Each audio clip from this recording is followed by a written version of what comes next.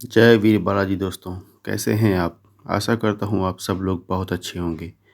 दोस्तों, ये कहानी प्यासी रूह का तीसरा और आखिरी पार्ट है।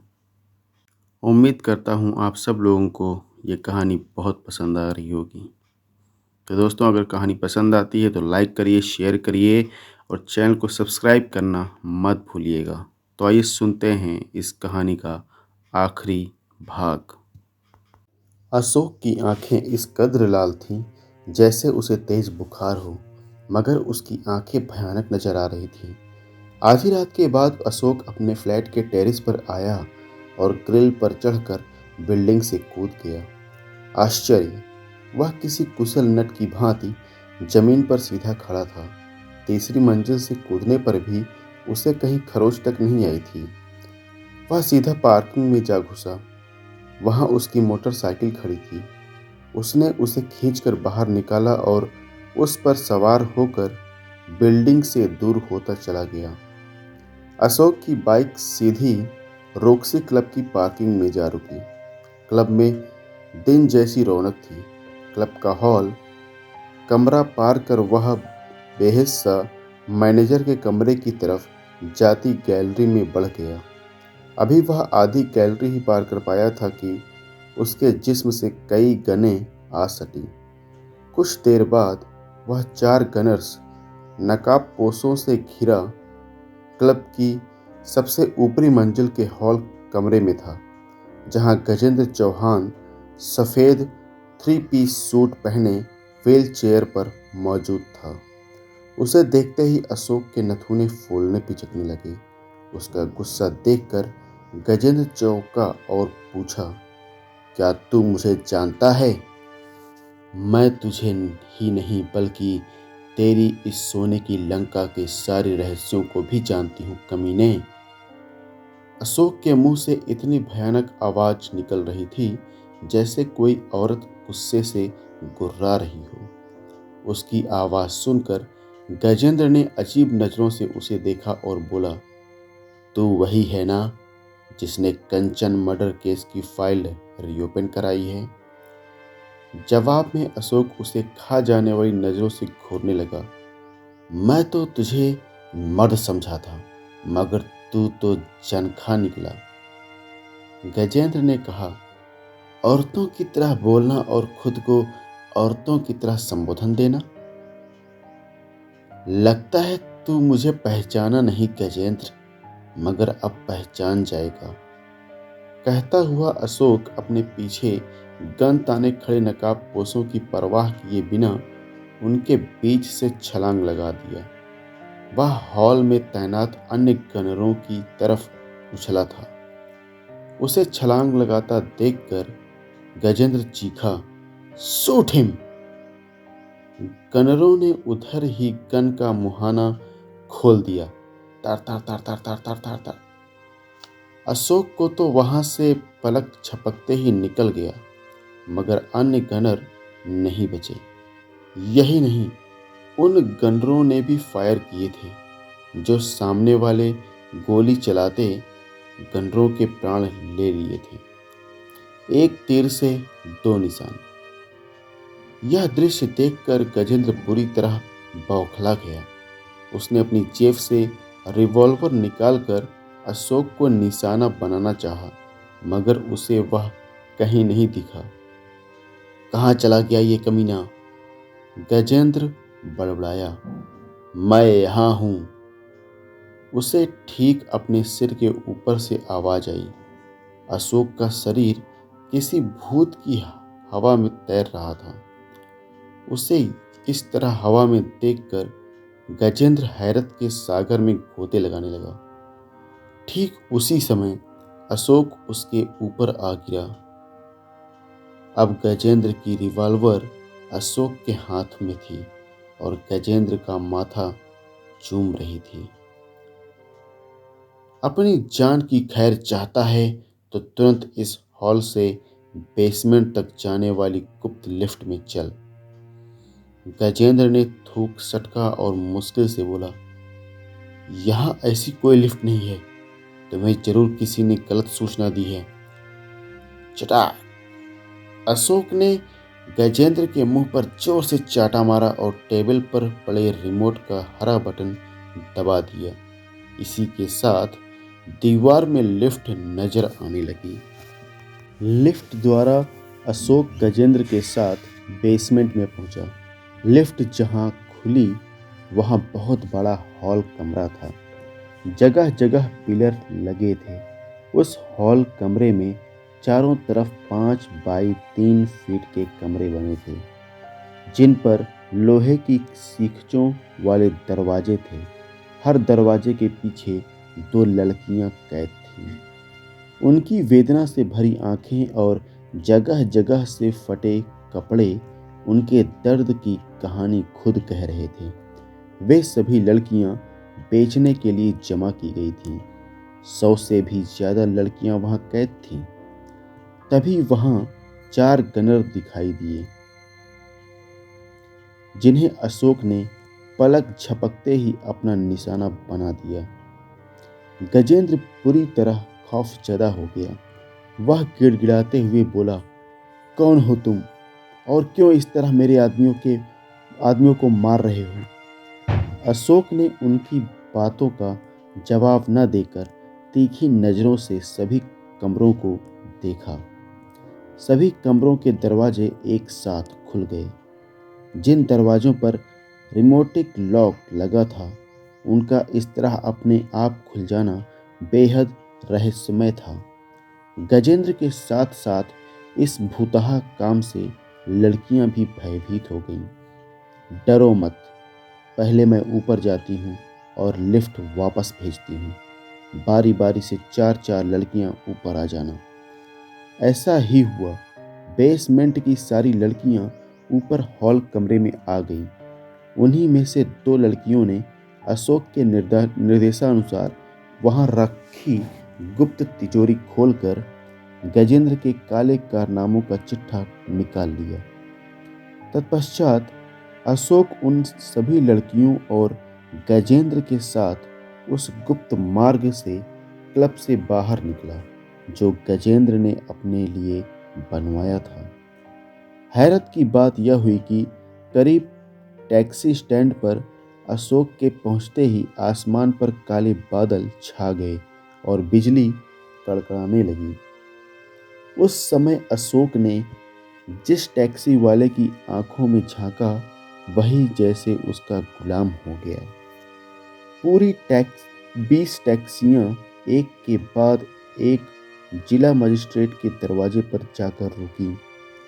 टैक्सियों का काफिला देखकर दरबान भी डर गया। उसने डर के मारे दरवाजा नहीं खोला और भागकर अंदर खबर देने पहुंच गया। मगर अशोक के लिए कोई दरवाजा या ताला रुकावट नहीं बन सकता था। दरवाजे अपने आप खुलते चले गए। सबसे पहले गजेंद्र के साथ अशोक ने अंदर कदम रखा और फिर लड़कियों ने।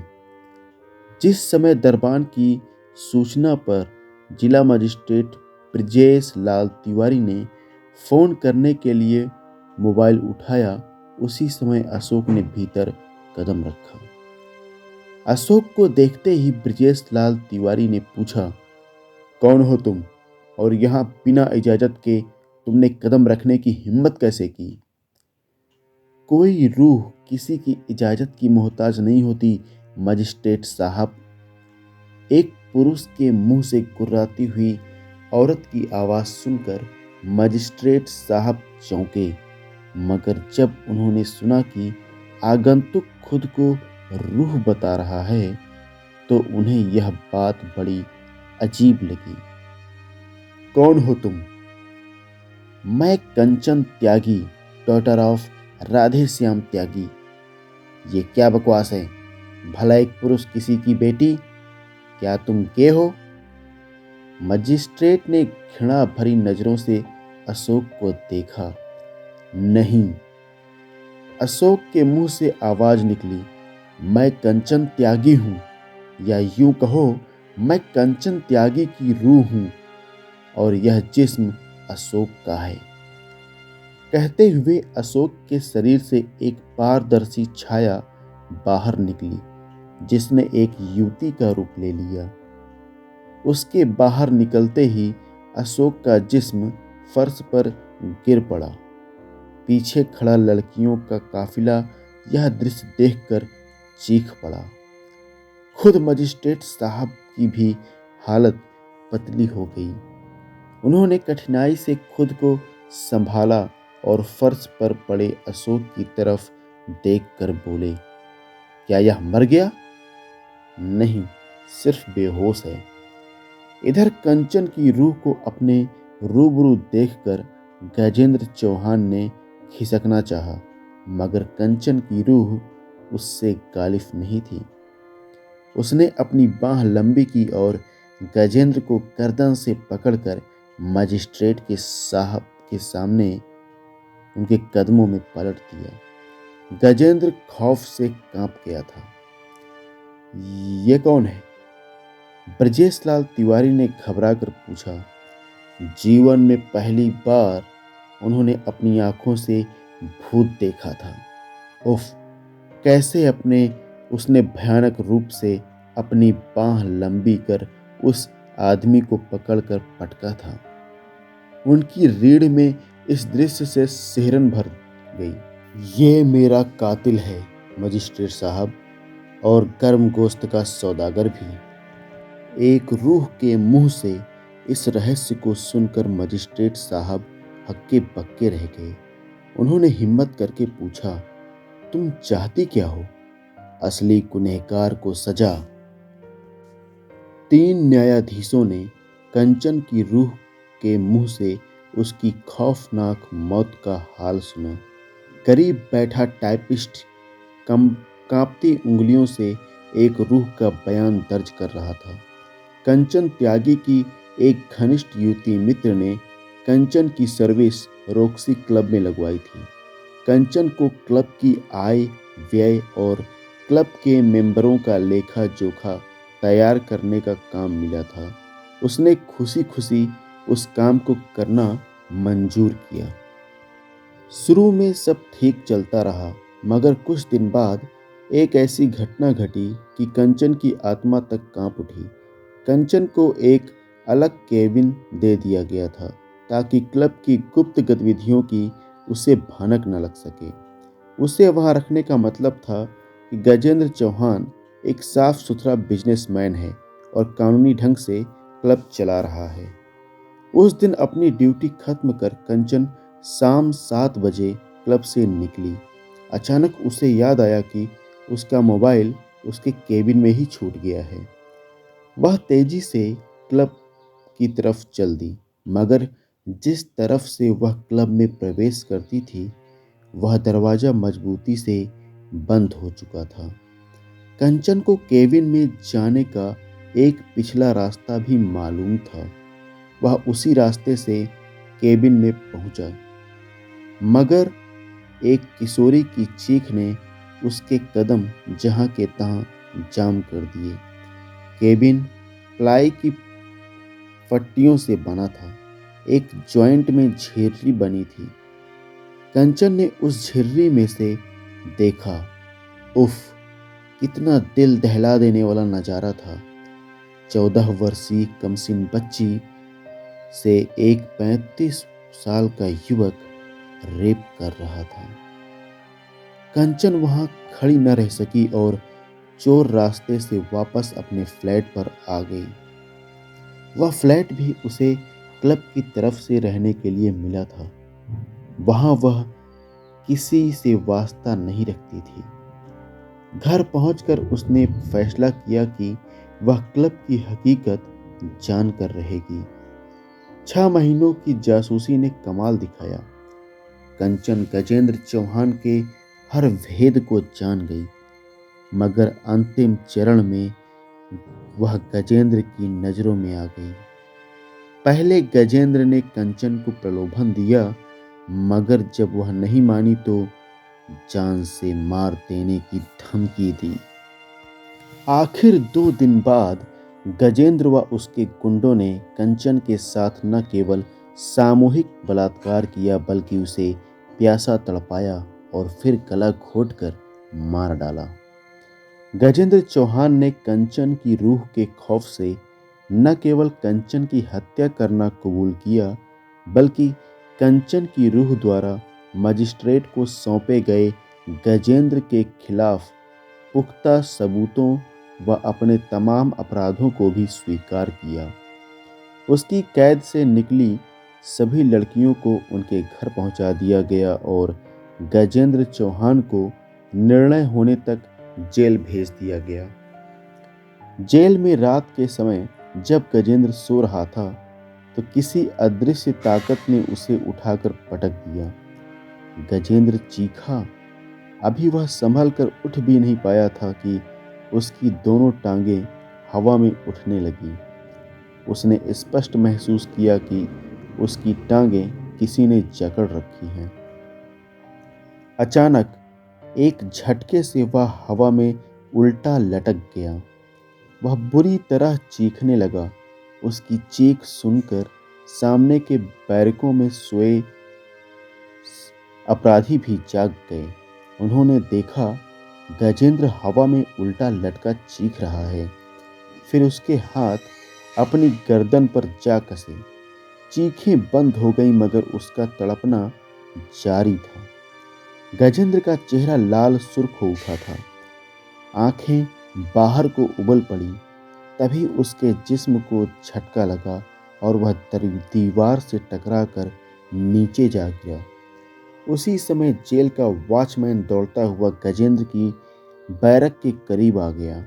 उसने देखा गजेंद्र दोनों हथेली दीवार पर चिपकाए धड़ाधड़ अपना सिर दीवार पर बजा रहा है।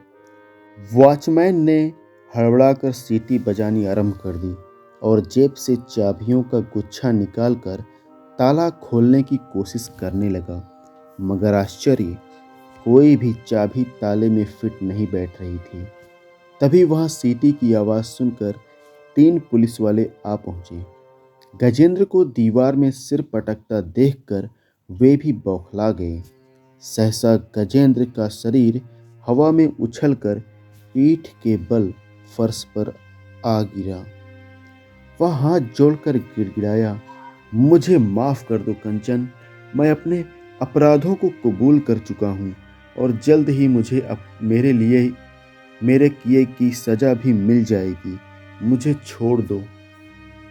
गजेंद्र फर्श पर यूं तड़प कर चीखने लगा, मानो उसे कोई बेरहमी से पीट रहा हो। देखने वाले दम साधे यह नजारा देख रहे थे। अंत में गजेंद्र के शरीर पर ठोकर लगी और वह पेट के बल हो गया। उसका सिर कमर की तरफ यूं खींचा जैसे कोई बाल पकड़कर उसका सिर उठा रहा हो, और फिर पूरे वेग से उसका सिर बैरक के फर्श से टकरा गया।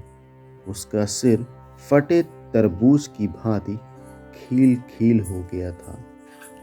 अशोक, अशोक! किसी के पुकारने पर अशोक ने कसमसा कर आंखें खोल दी।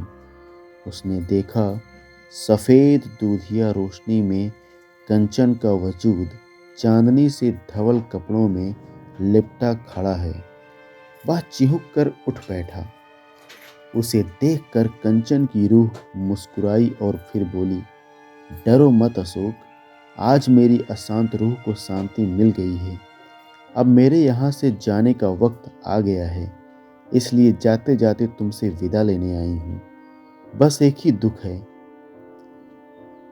वह यह कि इस जन्म में मैं तुम जैसे ईमानदार व बुद्धिमान पुरुष का साथ न पा सकी। खैर, अगले जन्म में सही। शुक्रिया दोस्त, तुम्हारी ही बदौलत मैं अपने हत्यारों से बदला ले सकी। तुम्हारे ही कारण आज मेरी भटकती रूह को मुक्ति मिल सकेगी। अच्छा, अलविदा दोस्त। कहते हुए वह रोशनी सिकुड़ने लगी। सुहागन की बिंदिया जैसी छोटी होकर वह रोशनी खिड़की से निकलकर आकाश की ओर उड़ गई। अगले दिन जब अशोक ने समाचार पत्र देखा तो वह हैरान रह गया। समाचार पत्र के फ्रंट पेज पर गजेंद्र द्वारा जेल में आत्महत्या कर लेने की खबर छपी थी। जिसमें वॉचमैन, पुलिस वालों और अन्य कैदियों का आंखों देखा बयान भी छपा था। उस खबर को पढ़कर अशोक को कंचन की रूह की बात याद हो आई। तुम्हारी ही बदौलत मैं अपने हत्यारों से बदला ले सकी। धीरे धीरे अशोक सामान्य हो गया और आकाश की ओर देखकर ईश्वर से कंचन की आत्मा की शांति के लिए प्रार्थना करने लगा। तो दोस्तों, कहानी यहाँ पर समाप्त हो चुकी है। आप सबको कहानी कैसी लग रही है कमेंट करके ज़रूर बताइएगा। कहानी पसंद आ रही है तो लाइक करिएगा, शेयर करिएगा, और अगर आप चैनल पर नए हैं तो चैनल को सब्सक्राइब करना मत भूलिएगा। तो मिलते हैं अगली कहानी में, तब तक के लिए जय वीर बालाजी।